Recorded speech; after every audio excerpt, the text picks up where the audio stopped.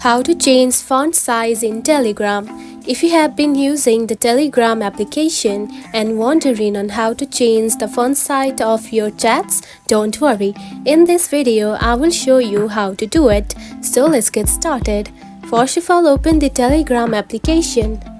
Just like this. After opening it, you will find something like this on your home screen. Now here you can find settings at the bottom, just right here. Select it. Then scroll down and here you can find appearance, just right here. Now tap on it. Then again scroll down and here you can find text size, just right here. Now select it. Now here you can see it is using the system text size. Now turn it off by tapping onto this green button, just like this. Now simply set the size of the text, just like this. And now you can see it is now changing.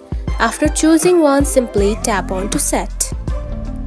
And now you can see the font size has been changed.